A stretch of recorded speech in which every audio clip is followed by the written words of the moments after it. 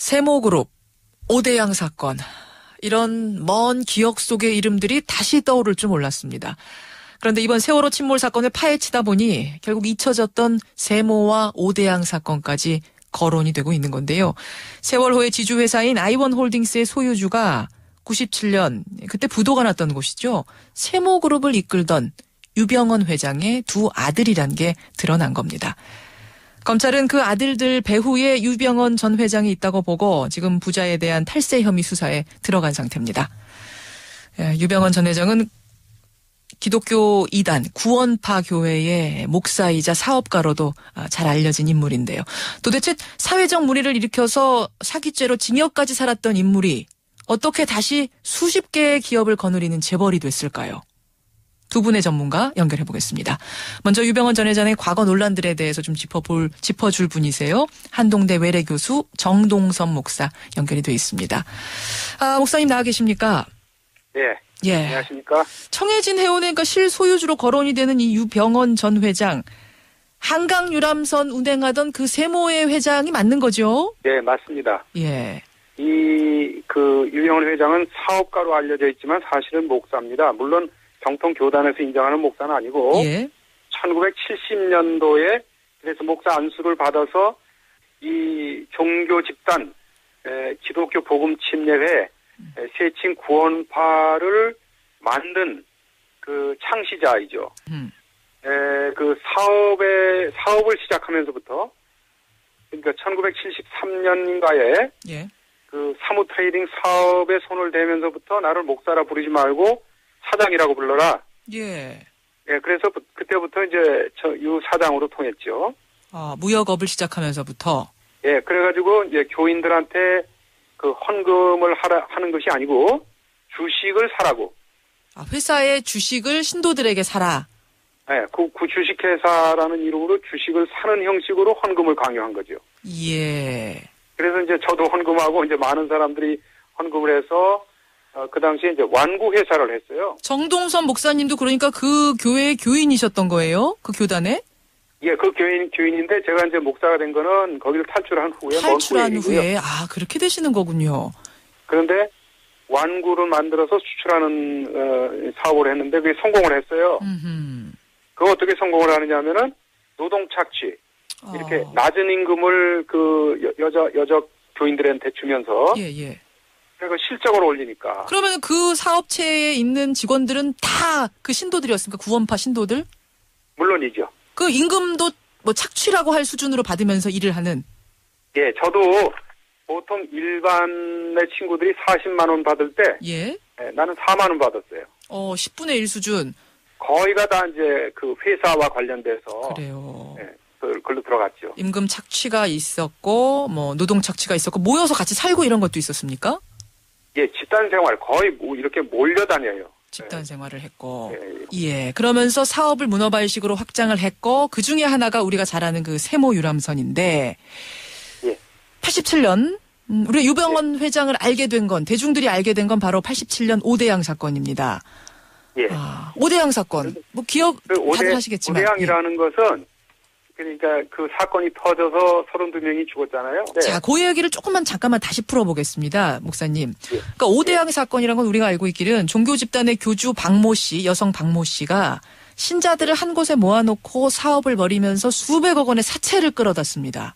근데 그걸 갚지 못하면서 검찰이 수사에 나서고 그러자 신도들을 이끌고 사라져요. 어디론가. 잠적을 해버려요. 나중에 발견을 하고 보니 모두가 공장 천장에서 변사체로 발견이 된 이런 사건 아닙니까? 그렇죠. 그런데 이 사건에 이제 발단이 됐던 그 170억이라는 사채, 이 돈이 어디로 흘러갔나 조사를 하다 보니 유병언 회장, 세모로 흘러간 것까지가 검찰 수사에서 나온 거 아닙니까? 예. 예. 그 둘 사이의 관계가 뭔가요? 유병언 회장은 그 목사고 교주고, 네? 거기에 이제 충실한 그 신임을 받는 신도. 오대양 사건의 교주였던 박 씨가 유병언 회장의 신도였다. 구원파 신도였다는 걸 그때 분명히 아셨어요, 정 목사님? 물론이죠. 제가 보기도 했는데요. 뭘 보셨어요? 박순자 씨를 대전의 어떤 집에서 이렇게 직접 만나기도 하고 그랬어요. 그러니까 박순자 씨는 우리가 지금 오대양 교회 교주로 알고 있는데 그게 아니라 유병헌 회장과도 연결이 된 사람이다. 그 그냥 밑에 연결된 정도가 아니라 그 신실한 구원파 교인이죠. 그래서 어떤 검찰이 그걸 밝혀내다가 그 당시에는 그 연결 고리를 밝혀내지 못했고, 다만 사채를 쓰고 이제 갚지 않는 뭐 사기 혐의라든지 탈세 횡령 이런 걸 잡아서 징역 4년을 냈습니다. 그랬지요? 예. 예. 그래서 세모그룹은 97년에 최종 부도가 났습니다. 예. 그러면 도대체 그 당시에 2천억짜리 부도를 냈던 사람이 어떻게 지금 다시 재벌이 돼서 나타난 건지, 이 부분은 저희가 잠시 후에 좀 살펴보고요. 제가 목사님께 여쭤보고 싶은 부분은, 청해진 해운의 직원 대부분이 구원파 신도들이다. 이거는 사실인가요? 예, 그런데 거기서 이제 하나 주목하실 것은, 왜 그 유병헌 회장이 벌이는 그 회사에 모든 그 교인들이 이렇게 참여하느냐 하면은요, 교리가 이렇습니다. 교리? 자, 정통 교회에서는 기도와 예배를 굉장히 중요하게 여깁니다. 물론이죠. 그런데 이 구원파에서는 유병헌 회장이 벌이는 사업이 바로 하나님의 일인데, 그 하나님의 일에 참여하고 동참하는 것이 기도와 예배고 교제다. 그렇게 되는 겁니까? 예, 교리가 그렇습니다. 그 교단이 운영하는 회사에 들어와서 열심히 일하는 것, 그것이 구원받는 길, 그것이 기도, 이런 식이 된다는 얘기군요. 그러다 보니까 자연스럽게 그 회사들, 관련 업체들의 직원은 구원파 신도일 수밖에 없다, 이런 말씀이세요. 예, 신도이고, 그러니까 이제 이렇게 박봉으로 저임금을 받으면서도 일을 하게 되는 거죠. 예, 이번 사건으로 다시 이제 예전 그 이름이 나오면서 도대체 이번 사건과 이번 사고와는 어떻게 연관이 되는 걸까? 우리가 좀 이 부분을 들어보고 싶었는데요. 참고가 됐습니다. 고맙습니다. 네, 안녕히 계세요. 네. 예. 구원파의 신도였다가 탈출을 한 분이고요. 지금은 이 문제를 연구하고 있는 분입니다. 한동대 외래교수 정동선 목사 먼저 연결을 해봤습니다. 이어서 2천억 부도를 내고 파산했던 경영인 유병헌 씨가 어떻게 다시 2천억대 재벌이 돼서 나타난 건지 이 부분 들여다보죠. 재벌닷컴 정선섭 대표 연결이 되어 있습니다. 정 대표님 나와 계시죠? 네, 안녕하세요. 예, 도대체 실패한 기업가가 어떻게 17년 만에 다시 재벌로 우뚝 선 건가요? 참 이게 아이러니한데요. 원래 그 자금에 대한 것도 본인이 열심히 뭐 사업을 하고 해서 성공을 한 케이스가 아니고, 대부분 이제 신도의 어떤 자금을 갖고 사실 미천으로 해서 이제 뭐 성공을 한 그런 케이스인데, 세모가 부도가 난 건 1997년이에요. 예. 부도가 난 이후에 이제 법정 관리에 들어가면서 약 10년 동안 법정 관리가 이루어졌어요. 근데 2008년도에 인천 그 법원에서 회사의 청산 매각 작업이 있었습니다. 약 이 회사가 한 320억 정도의 당시에 이제 그 매각 절차가 진행됐었는데, 그때 인수자로 나선 그 쪽이 세무리 컨소시엄이라는 그런 회사였습니다. 세무리 컨소시엄.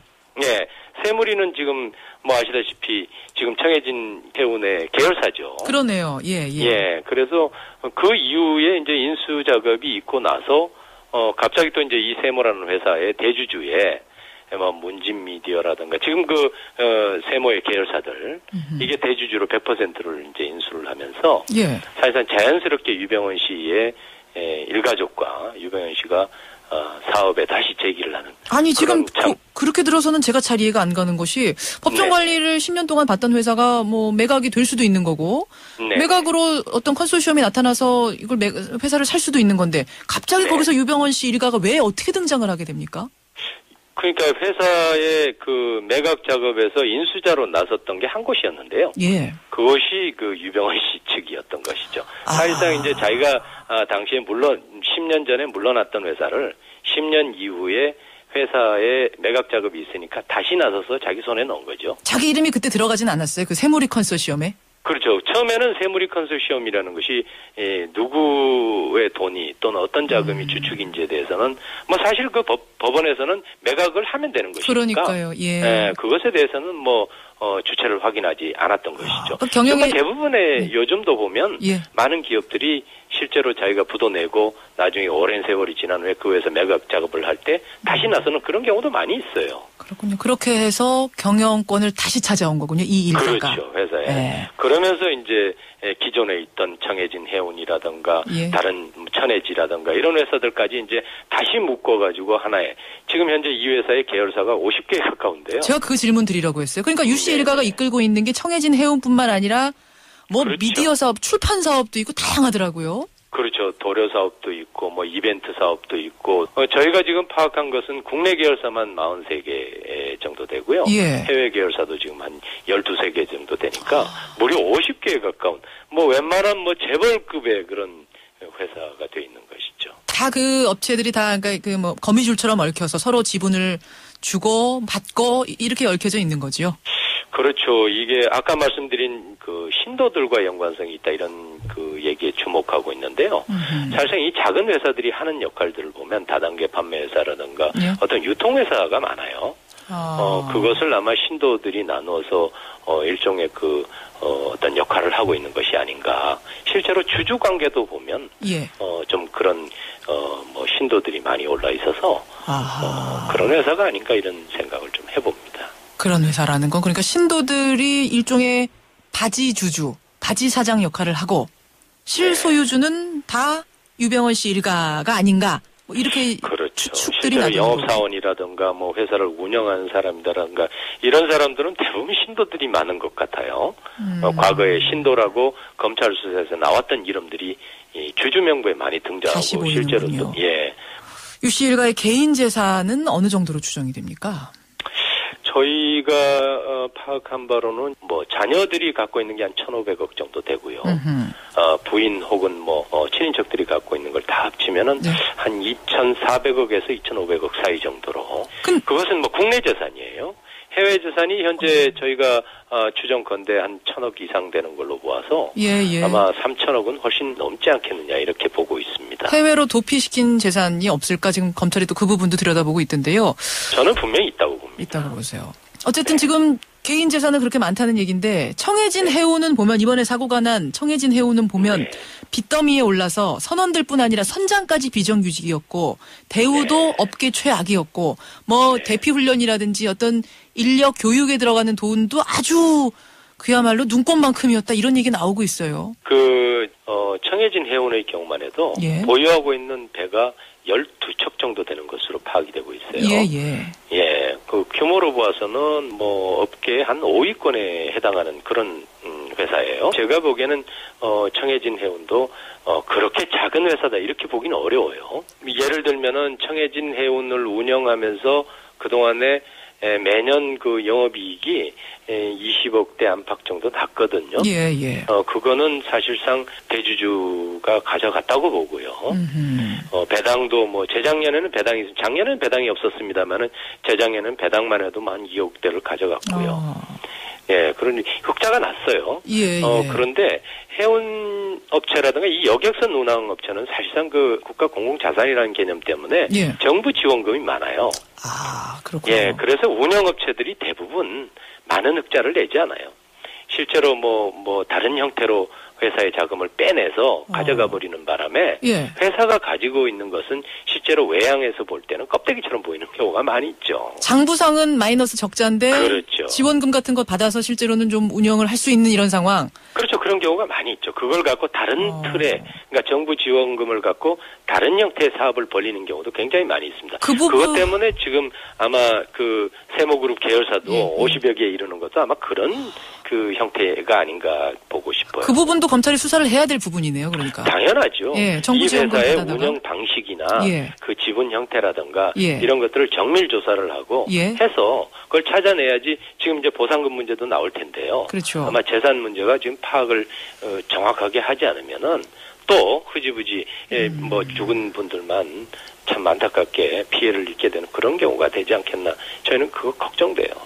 근데 청해진 해운의 사장은 대표는 유씨 일가는 아니에요. 그렇죠. 그렇죠. 지주회사의 이제 소유자가 유씨 일가가 되는 건데 이 부분 법적으로 어떤 경영상의 책임도 물을 수가 있는 건가요? 당연하죠. 지금 그 대주주에 대해서는 그만큼 책임을 지울 수 있는 그런 형태가 돼 있잖아요.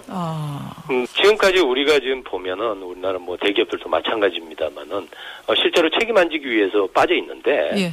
이번 그 케이스만 봐도 예. 대주주에게 책임을 물릴 수 있는 근거는 있어요. 우리 상법상에. 알겠습니다. 대주주의 책임 한도가 있으니까요. 참 저는 뭐 다른 거 다 떠나서요. 사기 혐의로 징역까지 살았던 그리고 경영을 잘못해서 부도까지 냈던 경영자 일가가 같은 네. 회사에 다시 복귀를 해서 큰 부를 형성할 수 있었다는 것. 이거를 어떻게 봐야 되는가. 이걸 어떻게 보세요? 저는 참 우리나라의 참 우리 사회가 갖고 있는 어떤 모랄 해저드라 그럴까요? 네, 도덕적 어떤 회의. 룰이 없는 그리고 또 그것을 통제할 수 있는 어떤 시스템이 잘 되어 있지 않는 그런 것을 그대로 보여주는 게 아닌가 싶어요. 예를 들면 과거에 그 같은 무리를 일으켜서 예. 이 경제계에서 당시에 퇴출된 분 아닙니까? 그렇죠. 퇴출됐던 그런 사람이 세월이 지나서 사람들의 기억 속에서 사라졌다고 해서 슬그머니 나타나서 사실상 청해진 회원도 부실 운영을 했기 때문에 사고가 일어난 것이라고 봅니다. 지금 이제 그런 정황들이 속속 드러나고 있지 않습니까? 네, 그렇죠. 예. 그것을 치밀하게 또는 그 국민의 생명이라든가 고객들의 안전이라든가 이런 걸 먼저 그 생각을 했다면 이런 예. 사고가 일어났겠습니까? 그러게 말입니다. 경영의 문제가 아닌가. 처음부터 그런 어떤 그 근거를 가진 그 사람이 경영에 복귀를 했고 그 사람이 운영하는 회사이니까 예. 당연히 이런 사고가 나지 않았나. 그걸 우리가 깊이 생각을 해봐야 되는 대목이라고 봅니다. 좋은 부분 지적을 해주셨습니다. 예, 예. 오늘 말씀 고맙습니다. 네, 감사합니다. 예, 재벌닷컴 정선섭 대표였습니다.